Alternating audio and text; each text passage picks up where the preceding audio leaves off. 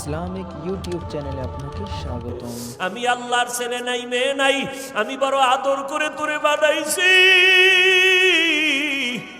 ও বান্দা, তুই জবানটা দিয়ে যখন আল্লাহ বলে ডাক দিবি, আমি আল্লাহর কুদরতি অন্তরে তুফান, মায়া রহমতের ঢেউ, আমি আল্লাহ রহমতের দরজা খুলে দেই আর বলি, বান্দা তুই যা দরকার চা, আমি এখন তোর জন্য সব বরাদ্দ দিয়ে দিব।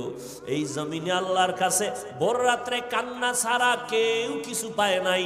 যত নবী, যত সাহাবায়ে কেরাম ওই রাতের কান্নার আওয়াজ, যত আল্লাহর খাঁটি গোলাম সবাই ভোর রাতে কান্নার আওয়াজ দিয়েছেন। আর একটা দোয়া কবুলের সময়, রোজাদার যখনই দোয়া করবে তখনই কবুল হবে। তবে রোজাদারটা রোজাদার হতে হবে। ওই রোজাও রাখবা, মিথ্যাও বলবা, ঝগড়াও করবা, এই রোজাদার হলে হবে না। রোজাদার তোমার চোখের রোজা, হাতের রোজা, কানের রোজা, পায়ের রোজা। অর্থাৎ রোজা মানি গুনাহ থেকে বেঁচে থাকো, পানাহার থেকে বেঁচে থাকো, আর রোজার দ্বারা তাকওয়া অর্জন করো। রোজা রাইখা যেমন খানার থেকে বাঁচলা, তাকওয়ার সবক আদায় করো, গুনাহ থেকেও বাঁচো, হাতেরও বাঁচাও, চোখেরও বাঁচাও। এইভাবে করিয়া তুমি যদি দোয়া করো সাথে সাথে কবুল। তবে এর মধ্যে আর একটা স্পেশাল সময় আছে, ইফতারি সামনে নিয়ে মাওলারে দোয়া করো, মাওলার কাছে বলো। ইফতারি সামনে নিয়ে দোয়া করবা, কসম আল্লাহর জায়গায় কবুল। ওগো নবীর উম্মতেরা,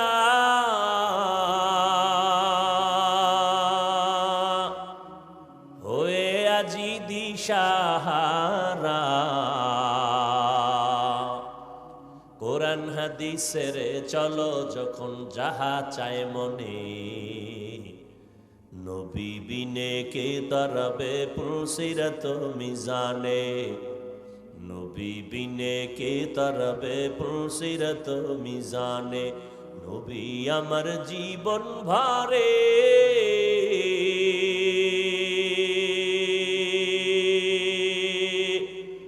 দিনের লাগি কষ্ট করে, দান দান শহীদ করিলেন ওহুদেরই ময়দানে, নবী বিনে কে তরবে পুলসিরত মিজানে, নবী বিনে কে তরবে পুলসিরত মিজানে। এমন এতিম নবী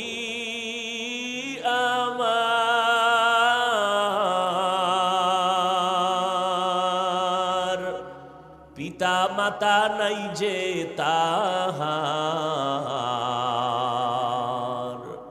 তারপরেও কত মারা মারলো তাকে দুশ্মনে, নবী বিনে কে তরবে পুলসিরত মিজানে, নবী বিনে কে তরবে পুলসিরত মিজানে। এরে নবীর আশিক, আল্লাহ পাক বলেন, ও পয়গম্বর আপনার উম্মতেরে জানায় দেন, যদিও হায়াত কম তবে হায়াতে বরকত আমি আল্লাহ বাড়ায় দিব। আপনার উম্মতের হায়াত যদিও কম তবে হায়াতে বরকত হবে অনেক বেশি। আপনার উম্মত যদি 5 ওয়াক্ত নামাজ আদায় করে, আমি আল্লাহ আপনার মোহাব্বতে 50 ওয়াক্ত নামাজের সওয়াব দিয়ে দিব। আপনার উম্মতের আমি হায়াত কম দিলেও বরকত কমাই নাই। 5 ওয়াক্ত নামাজ ফরজের আগে তাহাজ্জুদের নামাজ ছিল বাধ্যতামূলক।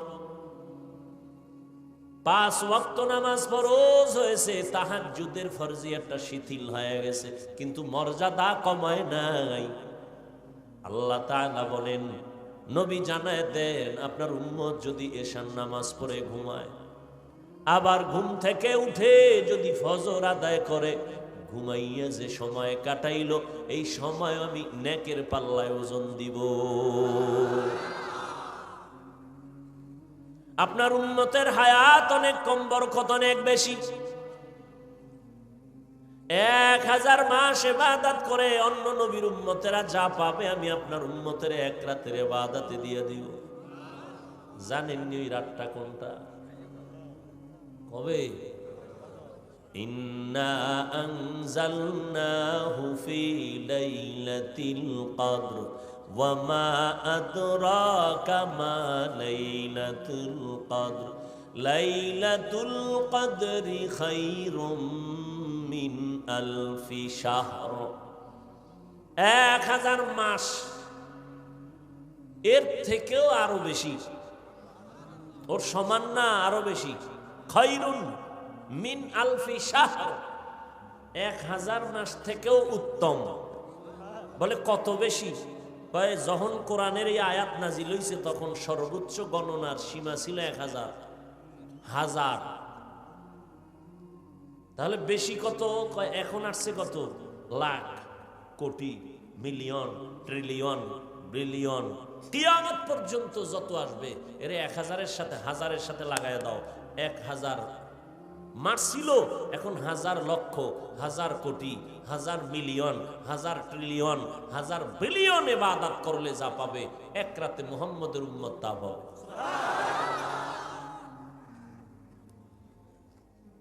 কার বরকতে পাইলাম? কার বরকতে?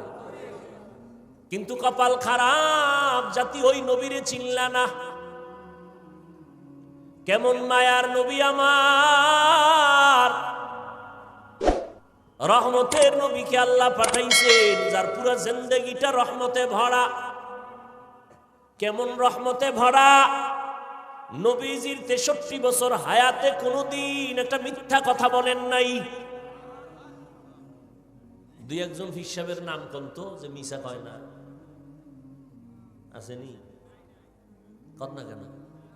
না থাকলেও তো বলবেন নাই। বাপ ধরে বয়ে রয়েছেন কেন? দুই একজন নেতার নাম কন যে মিশা কয় না। তা ফুলের থেকে পবিত্র হয় কেমনে? চাপাবাজি। কেমন একজন নবী আমার যার 63 বছর হায়াতে ভুলেও একটা মিথ্যা বলেন নাই। মানে চিন্তা করতে পারেন, সে তো শিশু, কিশোর, যুবক, অজান্তেও তো অনেক কিছু মানুষ করিয়া ফেলায় না। তো কেমন নবী যে পৃথিবীতে আগমন থেকে ইন্তেকাল পর্যন্ত ভুলেও একটা মিথ্যা কথা বলেননি। আমরা তো হাসতে হাসতে অনেক কিছু বলি, আরে মিথ্যা ধরিও না, এটা একটা তামাশা করলাম, মজাক করলাম। কেমন মায়ার নবী আমার, তার 63 বছর হায়াতে কোনোদিন কখনো ভুলেও কাউকে একটা গালি দেন নাই। কেমন রহমতের নবী আমার, যে নবীর সামনে দাঁড়াইয়া হাজারো গালি দিয়েছে ইহুদি বেঈমানরা, অকথ্য ভাষায় নবীর সামনে দাঁড়ায়া গালি। নবী জীবনে গালি দেন নাই তো দেন নাই, জীবনে কোনো গালির জবাবও দেন নাই। গালি না দেওয়াটা বুঝলাম, ঠিক আছে, জবাব না দিয়া কেমনে পারলেন? যে সামনে দাঁড়ায়া, কত বেঈমান নবীকে গালি দিতে, সামনে দাঁড়ায়া অকথ্য ভাষায় গালি নবীর সামনে।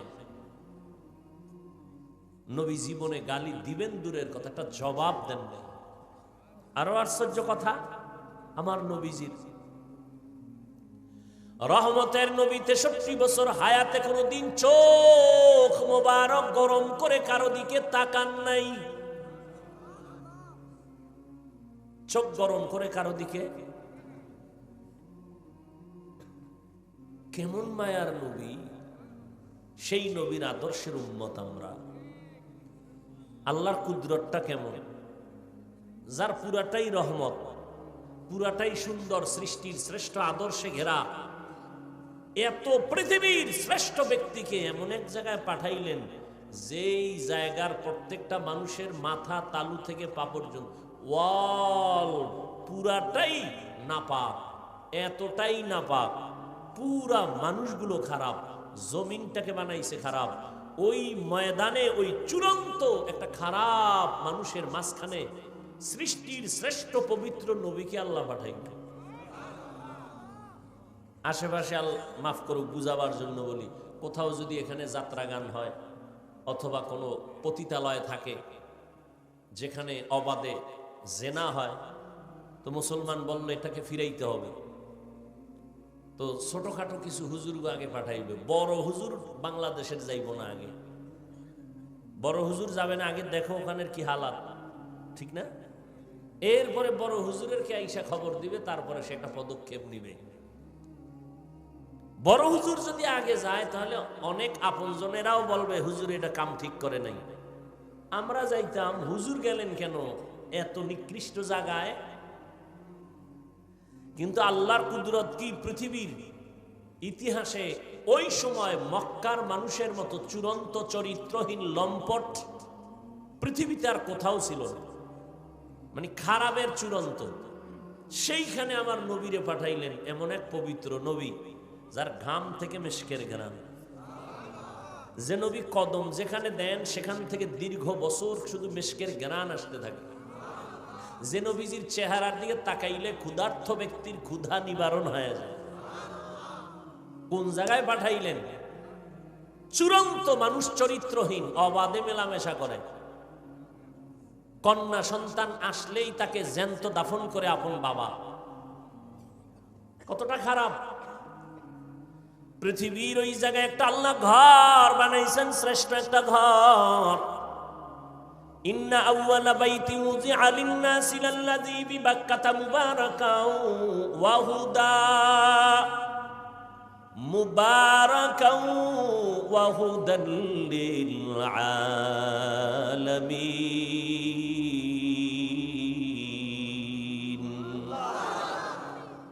আল্লাহ জমিনটা বানায় একটা ঘর বানাইছেন, আর কিছু নাই জমিনে। জমিনটা বানাইয়েই আল্লাহ একটা ঘর বানাইছেন।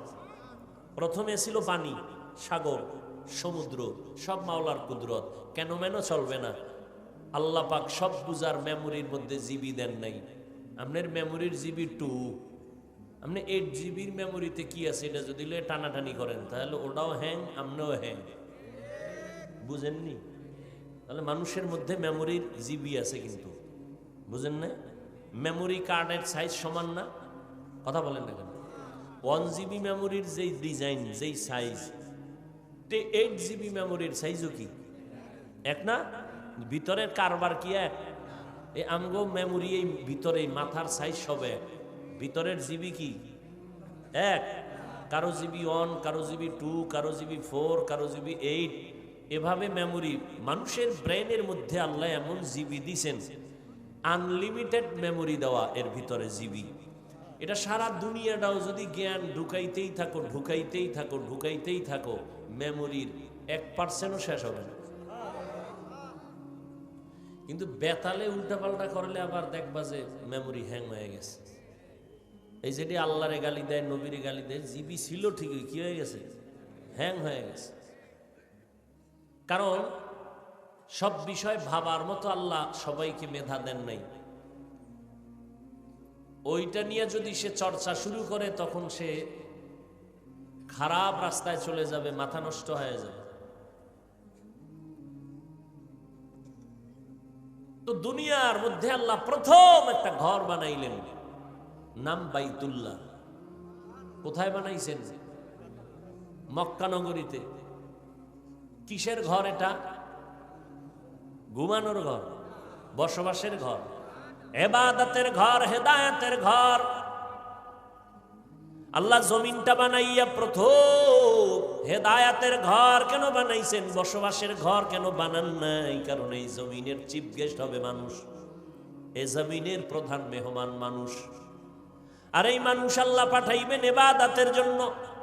এ কারণেই ইবাদতের ঘর আগে বানাইছেন, বসবাসের ঘর বানান নাই। কারণ দুনিয়ার চিফ গেস্ট, প্রধান মেহমান মানুষ। আর দুনিয়ায় প্রধান মেহমান যারা হবেন এরা কি আজীবনের লেগে এক জায়গায় আসেন? কি প্রধান মেহমান কি দীর্ঘ টাইম থাকে? তার কাম শেষ, দৌড়, ঠিক না? তাহলে জমিনের প্রধান মেহমান কারা? এই আজীবন থাকা যাবে না। তো কেন আসছে? ইবাদত করবে। দুনিয়াতে মানুষ প্রধান মেহমান, কাম কি? ইবাদত। দুনিয়াতে করো ইবাদত, বসবাসের জন্য তোমার আল্লাহ স্থায়ী ঠিকানা বানায় রাখছেন জান্নাত। কোথায়? আমেরিকায়, ঢাকা গুলশানে এমন জান্নাত আল্লাহ বানায় রাখছেন যে জান্নাত চোখ কোনোদিন দেখে নাই, কান শুনে নাই, অন্তর কল্পনাও করে নাই। এত সুন্দর জান্নাত আল্লাহ বানায় রাখছেন। আল্লাহর নবী গর্ব করে বলেন, আমি জান্নাতের তালার চাবিটা খোলার আগে অন্য কোনো নবী জান্নাতে ঢুকতে পারবে না, আর আমার উম্মতেরা জান্নাতে ঢুকার আগে ভিন্ন কোনো নবীর উম্মত জান্নাতে ঢুকার সুযোগ পাবে না। এমন সুন্দর জান্নাত আল্লাহ বানায় রাখছেন। এর নবীর আশিক রহমতের নবী মক্কা নগরীতে আসলেন। ওই মক্কার মানুষ এতটা খারাপ, এই যে একটা ঘর আল্লাহ বানাইলেন বাইতুল্লাহ, এটা কত দামি ঘর। বলে ঢাকা জাতীয় মসজিদ বাইতুল মুকাররম, এটাও কার ঘর? মসজিদগুলো কার ঘর? কেউ যদি দাবি করে এটা আমার ঘর। প্রিয় দর্শক, কোরআন এবং হাদিসের মূল্যবান নসিহত ধৈর্য সহকারে শোনার জন্য আপনাকে অসংখ্য ধন্যবাদ। ভিডিওটি শেষ পর্যন্ত দেখতে থাকুন। মসজিদ কার ঘর? কি করবে আল্লাহর ঘরে? কার ইবাদত করবে? তেলাওয়াত করা কার ইবাদত? আল্লাহর জিকির করা কার ইবাদত? হ্যাঁ, তো আল্লাহর ঘরে আল্লাহর বান্দারা আল্লাহর জিকির করে, বাধা কেন? মসজিদে আবার জিকির কেন? ও কপাল ভরা, মসজিদে আল্লাহর জিকির করবে নাকি মন্দিরে করবে? কত বড় জাহেল, কত বড় দুশ্মন, কত বড় অন্তর নষ্ট মানুষ। আল্লাহর ঘরে কার ইবাদত করবে? আল্লাহর ঘরে কার জিকির করবে? ভগবানের? কার? তো আল্লাহর ঘরে আল্লাহর জিকির করবে, তেলাওয়াত করবে, নামাজ পড়বে, ইবাদত করবে। বাধা যে দিবে সে সৃষ্টির নিকৃষ্ট জালেম, সে পৃথিবীর নিকৃষ্ট, শুধু জালেম না, নিকৃষ্ট জালেম। মসজিদে জিকির কেন? তোর বাবার জিকির করে? কার জিকির করে? তা আল্লাহর জিকির মসজিদে করবে নাকি মন্দিরে করবে? কি আজীব কথা। এই ঝামেলা আছে না নাই? আল্লাহ হেদায়াত দান করুন। ভাইরা আমার, হ্যাঁ, এমন একটা বাইতুল্লাহ জাতীয় মসজিদ আল্লাহর ঘর, তবে বাইতুল্লাহর সমান নেই। জাতীয় মসজিদে দিয়ে তাকায় থাকলে কোনো সওয়াব নাই, কিন্তু বাইতুল্লাহ এমন একটা ঘর, শুধু যদি তাকাইয়া তাকায় দেখে আমল নামায় অনবরত সওয়াব লেখা হবে। শুধু তাকায় দেখবে, কিচ্ছু বলবে না, শুধু তাকায় আছে আল্লাহর ঘরের দিকে। ফেরেশতাকে আল্লাহ বলে শুধু সওয়াব লিখতে থাকো। এমন একটা দামি ঘর বাইতুল্লাহ, যার আঙ্গিনায় 1 রাকাত নামাজ পড়লে কত সওয়াব? 1 লক্ষ রাকাত নামাজের সওয়াব। একটা সেজদা দিবেন 1 লক্ষ সেজদার সওয়াব। জমিনে এরকম দামি আর কোনো ঘর নাই। এটা এমন একটা দামি ঘর, যেই ঘরের আঙ্গিনায় সেজদা দিলে 1 সেজদা 1 লাখ। আঙ্গিনা বুঝেননি? আঙ্গিনা বুঝেননি? বুঝেন না, অনেকেই বুঝেন না। আমাকে হুজুরেরাও বুঝেন, আপনারা কি বুঝবেন? বাইতুল্লাহ যারা দেখছেন ছবিতে বা গেছেন, এর চারদিকে মসজিদ আছে না, মানে ঘর। এখান থেকেও 1 কিলো 2 কিলো 3 কিলো 4 কিলো দূরে হলো এর পুরা আঙ্গিনা। মক্কা ঢুকতে মেইন রোডে দেখবেন, বিশ্ব রোডে রেহাল দেওয়া আছে। রেহাল দেখছেন নি কেউ?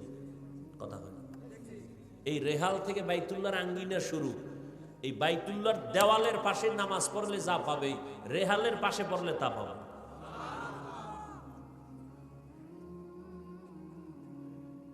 আমরা অনেকে মনে করি যে বাইতুল্লাহর এই ভিতরে ঢুকতে পারলে সব। হ্যাঁ, তবে জামাত অংশগ্রহণ করা, একই সাথে একই জামাতে সুন্নাত অনুযায়ী সব একটু বেশি হতে পারে। তবে মহিলাদেরকে পুরুষের সাথে নামাজের সাথে এক জামাতে নামাজ পড়ানো সম্পূর্ণ নিষেধ। পুরুষ বাইতুল্লাহর পাশে গিয়ে যা পাবে, মহিলা হোটেলে বয়ে নামাজ পড়লে তা পাবে। আল্লাহ যদি মহিলাকে হোটেলের মধ্যে নামাজ পড়াইয়া বাইতুল্লাহর পাশের সওয়াব দিয়ে দেয়, আপনার আপত্তি আছে? আপনি ধাক্কাইয়া এই মহিলাকে এরপরে বাইতুল্লাহর পাশে নিয়ে আসবেন, পুরুষের নামাজের পাশে দাঁড় করাবেন, ওনার নামাজও শেষ, পুরুষেরটাও শেষ।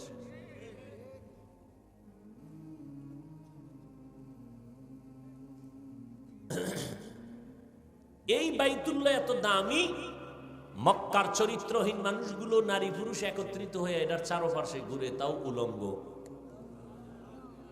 কতটা খারাপ! আর সেখানে আসছেন কে? রহমাতুল্লিল। মায়ার নবী আসছেন মাত্র 13 বছর। কয় বছর? মাত্র 13 বছরের ব্যবধানে চরিত্রহীন মানুষগুলো এত দামি হয়ে গেছেন রহমতের নবীর আদর্শের কারণে।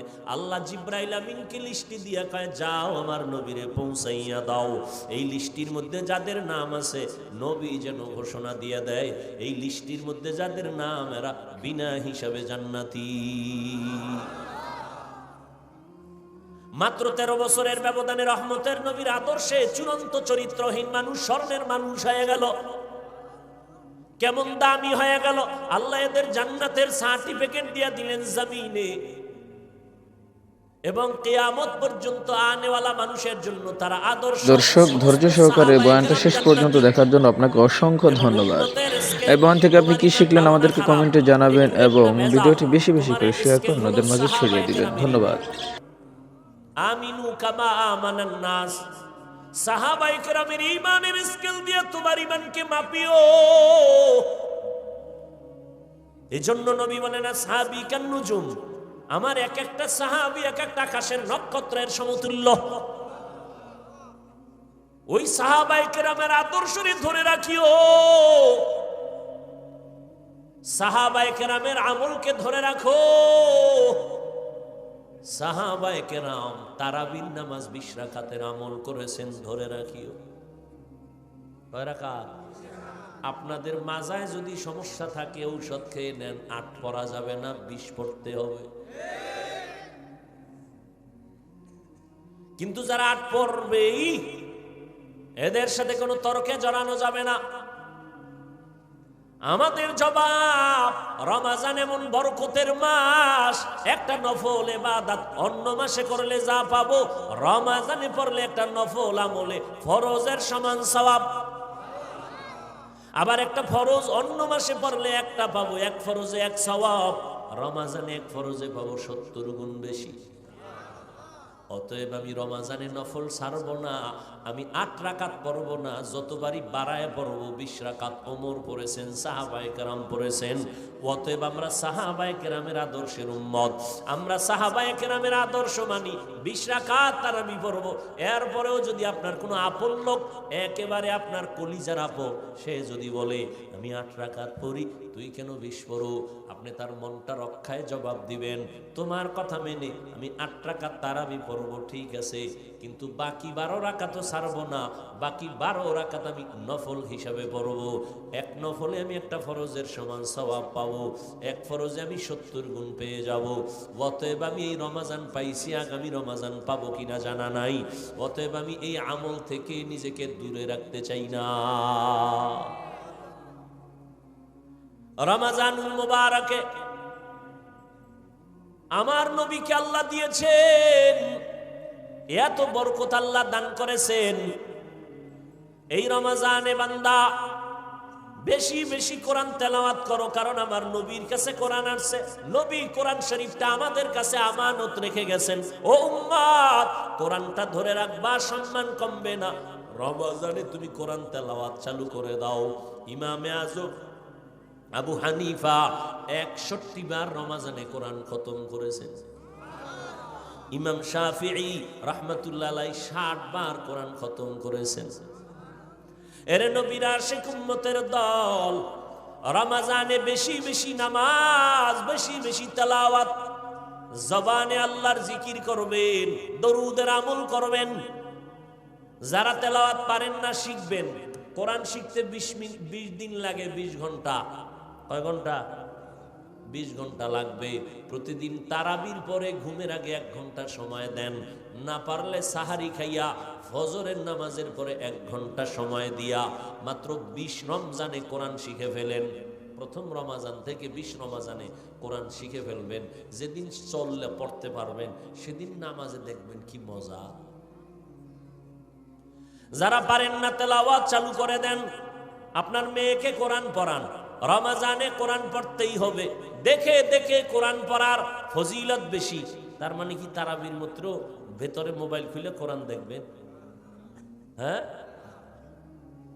খবরদার, রমজানে বেশি বেশি ইবাদত আর তাহাজ্জুদের নামাজটা পড়বেন, যেটা 11 মাসে সম্ভব না, এটা রমজানে সহজ। কারণ সাহারি খাওয়ার পুরো টাইম হলো তাহাজ্জুদের টাইম। অতি গভীর হয় রজনী যখন, নীরবে প্রভুর নাম জপিও তখন। প্রভুর করুণা যদি পাইবারে চাও, গভীর রাতে উঠে প্রভুর গুণগান গাও। কি পরিমাণ আল্লাহর দুশ্মন হইলে কয়, আমার ঘরে কি ভাতের টান আছে, আমি রোজা রাখবো কেন? আমরা কি ভাতের অভাবে রোজা রাখি? কি রোজা রাখি কার জন্য? আল্লাহর সন্তুষ্টির জন্য রোজা রাখি। রোজাটা শুধু আখিরাতের সওয়াব এতটুকুই না, শরীরের মহা ঔষধ, মহা। আর কিছু কপাল পরার আর রোজারে বানাইছে রোগ, রোজা রাখলেই রোগ বাড়বে। আর আল্লাহর আশেক যারা, এরা বানাইছে রোজারে ঔষধ, যে আমার রোজাই হলো রোগের ঔষধ। আমি রোজা রাখলেই সুস্থ, আমি রোজা রাখবো আল্লাহ, আমি রোজা একটাও ভাঙবো না, তুমি রোজার বরকতে আমাকে সুস্থ করে দাও। আর নিমক হারামের গোষ্ঠীরা বলবে রোজা রাখলে গ্যাস বাড়বে, রোজা রাখলে অসুস্থতা বাড়বে, পেটে সমস্যা হবে। যে যেমন নিয়ত করে তার ফলাফলও কি এমনই হবে। ও আল্লাহর বান্দারা, ভালো করে বুঝেন, রমজানের এই রোজা ছাড়া যাবে না। বালেগ বালেগা, ও পর্দার আড়ালের আম্মা জানেরা, বোনেরা, প্রাপ্ত বয়স্ক যদি বয়সে উপনীত হয়ে থাকেন, রোজা ভাঙ্গা যাবে না। নবী বলেন, বিনা কারণে যদি একটা রোজা ভেঙ্গে দাও, সারা জিন্দেগি যদি রোজা রাখো, এর বরকত আর পাবা না। একটা রোজার দাম কত? বলে একটা উড়ন্ত জন্মগত একটা কাক, একটা কাক জন্ম লগ্ন থেকে যদি উড়তে থাকে, উড়তে উড়তে উড়তে উড়তে কাকের হায়াত বেশি, কমপক্ষে 1000 বছর। একটা কাকের হায়াত কমপক্ষে 1000। এই 1000 বছর যদি উড়তেই থাকে, উড়তে উড়তে বুড়ো হয়ে গেছে, কত দূর গেছে গিয়া? তো কাগজ কলমে হিসাব মিলবে? হ্যাঁ, নবীজি বলেন, এক রোজার কারণে একটা কাক জন্ম থেকে 1000 বছর যদি উড়িয়া সামনে যায়, ও কত দূর গেল? এক রোজাদার এক রোজার কারণে জাহান্নাম থেকে তত দূর পিছনে গেল। এরে আল্লাহর বান্দারা, রোজার মধ্যে তাহাজ্জুদের এই সুযোগ হারাবেন না, খবরদার। 2 রাকাত নামাজ পড়বেন সাহারি খাওয়ার আগে বা পরে। পরে তো বাঙালি পারবে না, কারণ আজান দিলেও খায় না। পারলে কয় বিড়ি করে, কয় একটা বিড়ি দে। যারা পানখোর কয় পান্ডা দে। আজান দিছে কি হইছে? এখনো পরিষ্কার হয় না, আকাশ অন্ধকার, জানালা দিয়ে দেখা যায় অন্ধকার, অন্তত পান্ডা তো খাওয়া যায়। অতএব 2 রাকাত তাহাজ্জুদ কমপক্ষে, বেশি পারলেও তো আলহামদুলিল্লাহ। ওই টাইমে আমার আল্লাহ প্রথম আসমানে আসেন, আল্লাহর কাছে বলবেন, আল্লাহ তুমি যদি তৌফিক না দাও, আমার দ্বারা সম্ভব না, আমার ছেলেটা দ্বীনের উপরে নাই, তুমি হেদায়েতের মধ্যে ঢুকায়া দাও। ওই টাইম এমন টাইম, বান্দা চাইতে দেরি, আল্লাহ দিতে দেরি না। আপনার স্ত্রী নিয়ে সমস্যা, দোকান নিয়ে সমস্যা, ব্যবসা নিয়ে সমস্যা, চাকরির সমস্যা, বিবাহের সমস্যা, তাহাজ্জুদে আমার মালিকের কাছে বলো। ডাক্তারের রোগের কথা না বললে ঔষধ কেমনে হবে? আমার মাওলা তো সব জানেন, ঠিক আছে, তবে চাও, চাইলে আল্লাহর মায়া আরো বাড়বে। চোখের পানি ছেড়ে আল্লাহকে ডাকো, কারণ চোখের পানি দেখলে মা বাবার মায়া সন্তানের প্রতি বেড়ে যায়। ছাত্র যদি কান্না করে, শিক্ষকের মায়া বেড়ে যায়। কাছে টানে আয় আয়। আল্লাহ বলেন, বান্দা, ওই তোর মা বাবার থেকে আমি আল্লাহর মায়া কি অনেক কম? শিক্ষকের থেকে আমি আল্লাহর মায়া কি কম? একটা ছাত্র যদি কান্না করে, শিক্ষকের যদি মায়া হয়, কাছে টেনে নেয়। একটা মা সন্তানের কান্না দেখে যদি বাচ্চাটারে কাছে টেনে নেয়, মায়া হয়। ওই যে ঢাকাতে আগুন লেগে কত মানুষ চলে গেল, তুমি আগামীকাল বাঁচবা গ্যারান্টি নাই। এখন থেকে তৈরি হয়ে যাও, গুনার থেকে তওবা করো, আল্লাহর কাছে বলো, আল্লাহ রমাজান আসতেছি, একটা রোজাও ভাঙবো না রে আল্লাহ, তোমার গোলাম হইয়া কবরে যেতে চাই। ও যুবক বাবারা, স্কুলে পড়ো, কলেজে পড়ো, চাকরি করো, ব্যবসা করো, বাধা নাই। তুমি ডাক্তারি পড়ো, ইঞ্জিনিয়ারিং পড়ো, বাধা নাই। তবে নবীর সুন্নত অনুযায়ী চলো, মা বাবার দোয়া নিয়ে চলো, ওলামায়ে কেরামের পরামর্শ নিয়ে চলো। জবানের গুনাহ বন্ধ করো, চোখের গুনাহ বন্ধ করো, মোবাইল দেখিও না, মোবাইলের গুনাহ থেকে বাঁচার চেষ্টা করো, আল্লাহর কাছে তওবা করো, মা বাবার দোয়া নাও। তোমার মতো যুবক তাকায় দেখো, আজ স্কুল কলেজে পড়িও নামাজ ছাড়ে না, নাই? তুমি কেন পারবা না? তোমার মতো যুবক আজকে দেখো নদীর মধ্যে মাছ ধরে, জমিনে চাষাবাদ করে, নামাজ ছাড়ে না। তোমার মনটাকে প্রশ্ন করো, তুমি কেন পারবা না? তোমার মতো যুবক রাস্তায় গাড়ি চালায়, নামাজ ছাড়ে না। তোমার মতো যুবক র্যাব, আর্মি, পুলিশ, বিডিআর এর চাকরি করে, নামাজ ছাড়ে না। ও বান্দা, তুমি কেন পারবা না?